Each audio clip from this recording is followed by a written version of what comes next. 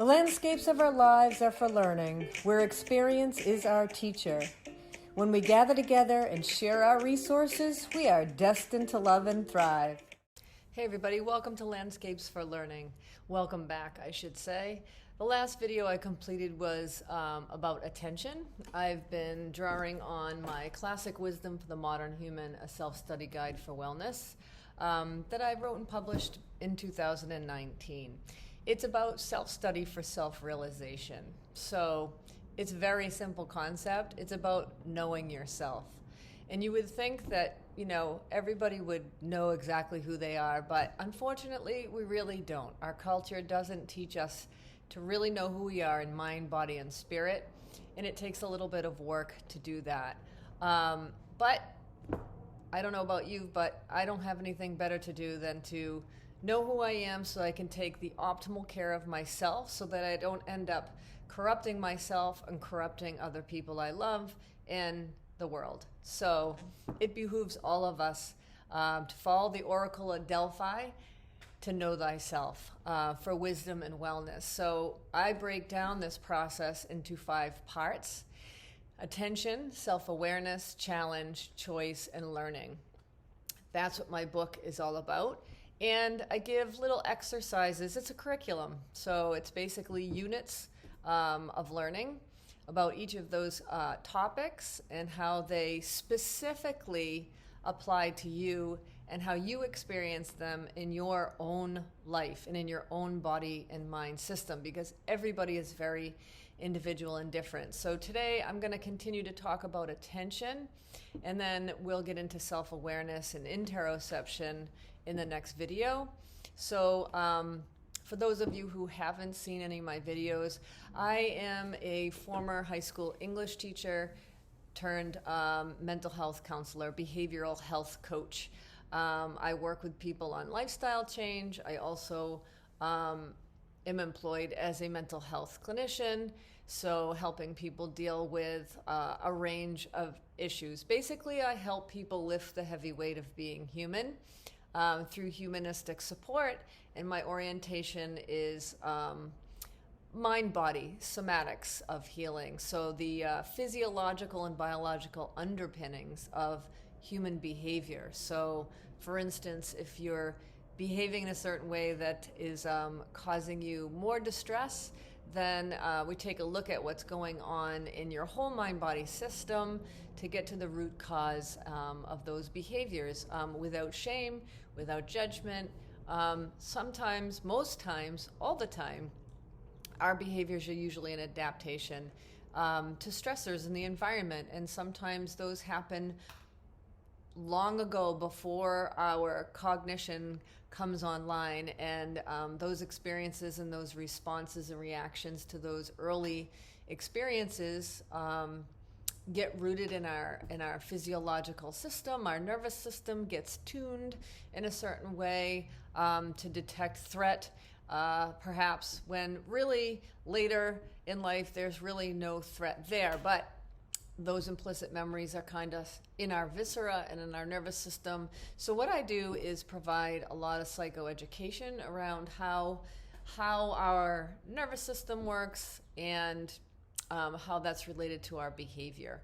There's a lot of other people doing far superior work than I am. I'm a newbie to the field, but I've collected a lot of resources from experts in the field, and what I'm trying to do is make them accessible to everyday people who aren't going to therapy, people who aren't hiring behavioral health coaches, just to make all of this information that's a little bit neurobiological and technical available to you. I've amassed all the resources, I've vetted them, I've learned it because I've enjoyed it, and I'm using it to help my clients, but I'm only one person. I'd like to scale what I know and share it with as many people as possible, because I feel that it is relevant to a lot of people who won't seek out mental health counseling, for example, because of stigma, or they don't think there's enough wrong with them to get help. But really, we all need help lifting the heavy weight of being human, of being ourselves and understanding ourselves. So that self-knowledge is your best medicine. Otherwise, we kind of have a tendency to over-rely on external authorities.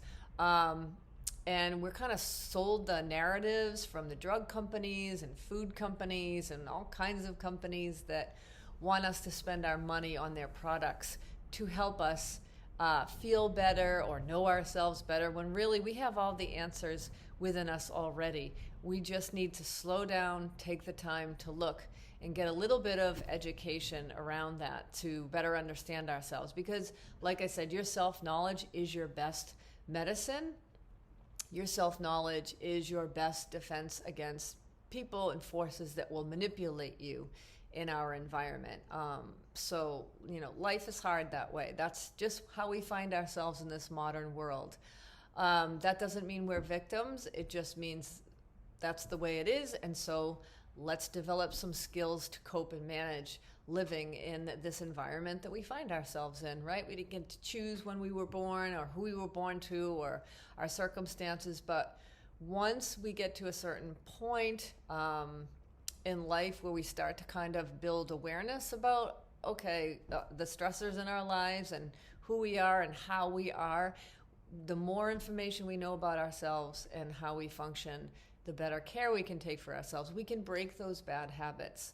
We can learn more about how they developed and ways and get strategies and tools to change them for healthier living, for more optimal functioning. So that applies to everybody. You don't have to be sick to be better. This can apply, for example, learning about your attention, learning about interoceptive awareness, how your nervous system functions. That's relevant for the most successful people, athletes at high levels, all the way down to, people who are born into, horrific circumstances or who are struggling with mental and physical illness. It applies across the board. So if you're human, self-study for self-realization is for you. So that's a little bit about me, and we will start to talk more about attention. So in the last video, I explained, just watching my neighbor go by. In the last video, I was talking about, let's see, I'm in the self-awareness chapter. Let me back up to attention. Attention and values.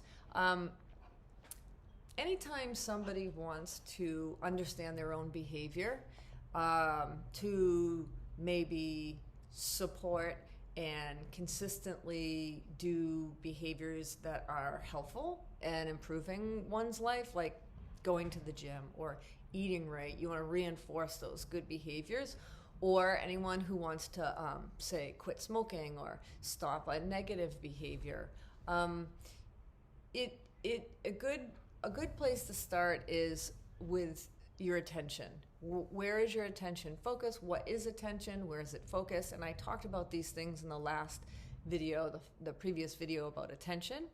And we look to see, we watch our attention and observe it and get to know it in ourselves, right? Not everybody else's and not attention in general, but as it specifically applies to our literally every moment to moment, hour to hour, our daily life. So I would suggest you go back and listen to the last video, or you can get the book and read about it. But today I'll talk a little bit more about values. So when you own your attention and control it, you'll become more aware of exactly where you're aiming your attention, what you're focused on most, and that's linked to your beliefs and how you live. So attention is linked to your values. Thereby, it's directly linked to also your priorities, your goals, your actions, and your habits. If you think about that in terms of one day of your life, you can sort of link up what you're doing, where you're going, how you've planned your day. Okay, so maybe work is an important value. It's also something you need to do to survive, perhaps. So it's important. It's a priority. So it may come first. It may come second. Maybe there's something even more important than work. Could be your relationships with your family. It could be whatever your values are. There's a hierarchy of them. And whether you consciously are prioritizing your values or sort of not thinking about it at all and just kind of going along, and this is how life falls out, and you're not much of a planner, or you're just less intentional than you might be, either way, you are living according to values and priorities. It's what you're paying attention to most, the things that matter most to you. And so if you kind of just step back and observe one day of your life and see where your attention's going, see if you can figure out a little hierarchy of values. And then you can see how you're setting goals or not in alignment with those values, and taking action towards achieving those goals. And then, developing habits, behavioral habits along the way. So it's important to do this, especially if you're feeling distressed or things aren't going well. You can start by looking at your values, and that's one way to look at your values is to just observe your attention for a day and where it's going and write it down. You watch yourself for a week, a month, keep track however you like. But it's important to write things down. Now, I know when people go into weight loss programs, one of the strategies that health coaches do is ask people to write down what they're eating for a week. Every day, record. I use MyFitnessPal with some of my clients, and that's just an app where you can keep track of what you're eating and how many calories they are and what the macronutrients are and micronutrients, etc. So you keep track, you write down, it's measurable data, okay? And it makes things real. And almost indisputable. It's like those are the facts, and you're writing them down, and you're really getting a lay of the landscape of what you're eating.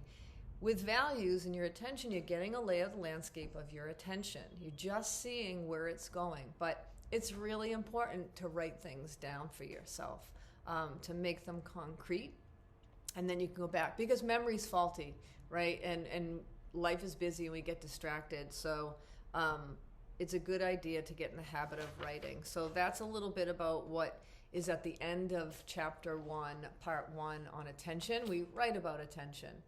Okay. Some of the questions are about, how is your attention limited? When you're just looking at your own attention and evaluating it, how is your own attention voluntary or involuntary? Is it open or broad? When is it open and broad? When is it narrow and sharp? So you're getting like the contours of your attention, really, really paying attention to attention and understanding it more deeply. The other thing that's important that I really like about my part 1 attention is about how I contrast it with judgment. I say one of the questions is like, what is the definition of judgment? And how does your attention differ from your judgment? And give examples from your own experience of each to make the distinction clear. This is getting more granularity, like real specific and detailed, because human beings are nuanced. Life's nuanced. It's messy. There's a lot of gray areas. There's and our language and our words and our vocabulary help us to sort through what's complicated and nuanced. And we need our attention to stay focused and really decipher and really get detailed information about what is exactly happening. And that's a practice in and of itself. Not everyone's good at that right away. I'll tell you what, I developed my attention and my ability to decipher and make more detailed, nuanced evaluations of what was happening in each moment through yoga practice. In Bikram yoga, we focus our attention on one single spot usually. We anchor our attention and get oriented, and then we can sort of you cultivate this practice of being in a space of just observing what's happening as it's happening. Now, it's like meditation. You go in and out of that focus, your attention wanders and you bring it back. It's a practice that needs to be developed. It also requires kind of a level of regulation in the body as well to do it. Sort of like the chicken and the egg, what comes first, like managing your attention or managing your nervous system and your regulation. They kind of go to, everything is integrated and goes together. But in my programs and some of my workshops about interoceptive awareness that are coming, I actually teach you how to do that and how to practice that. But anyways, so all of these written prompts about attention help you fine-tune what's really happening with your attention. The more you know about your own attention, the more you know who you are, right? And knowing yourself, as I said earlier, is your best medicine for a lot of reasons, which I explain in the book. I even asked you to do a little metacognitive reflection. What did you learn about attention from writing about it? How did writing help you hone your attention and understand more about attention? And then how do you know yourself better? By knowing more about your attention and where it's focused. As a little reflection on that. I don't know how to convince people to spend the time on self-study. I know a lot of Americans probably think it's self-indulgent and narcissistic to pay so much attention to yourself, but we really don't do it enough. I think we pay a lot of attention to our self-image and what we project to the world. I think we're conditioned and taught to do that in this consumerist culture, but I think this sort of self-study, this introspective and interoceptive process is something we're not taught to do. I think we need to do it more, which is why I'm online sharing these videos. So the next section of the book is, as I said before, about self-awareness. And I'll just give you one quick quote here from Daniel Goleman. He says, if you don't have self-awareness, if you're not able to manage your distressing emotions, if you can't have empathy and have effective relationships, then no matter how smart you are, you're not going to get very far. That's by Daniel Goleman. And Stephen Covey, I think he wrote the 7 highly effective habits, or 7 habits of highly effective people and teens. Self-awareness requires deep personal honesty. So we'll get into self-awareness and how to do it. I don't think we're taught how to become more self-aware. I don't know if we know really what self-awareness means, what it is, and what it means to us and who we are. And so I know simple concepts, attention and self-awareness, I think we take for granted that we know what these things are. But when we really slow down and study them in ourselves, we learn a lot. There's a lot there, which is why my company is called Landscapes for Learning. I think that our landscapes, our inner landscapes, outer landscapes, interoception, exteroception, I think the in and out, the connection, the interconnectedness between the two and among us as social animals, I think that's all fodder for learning. And that's why I named my company Landscapes for Learning, one of the reasons. And that's why I'm trying to promote a learning lifestyle.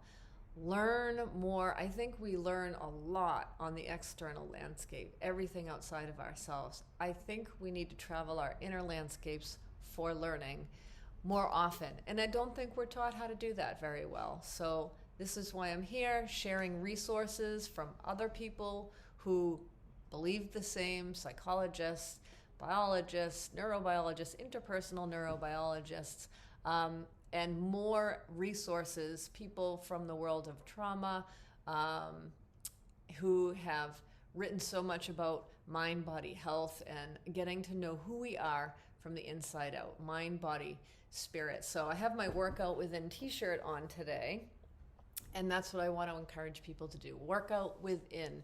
We started with attention, We will continue with self-awareness in the next video. Pay it forward. Please share my videos with anyone you think who could benefit. I think they're especially helpful for parents and teachers and, well, pretty much everybody who needs help lifting the heavy weight of being human. I'll see you in the next video.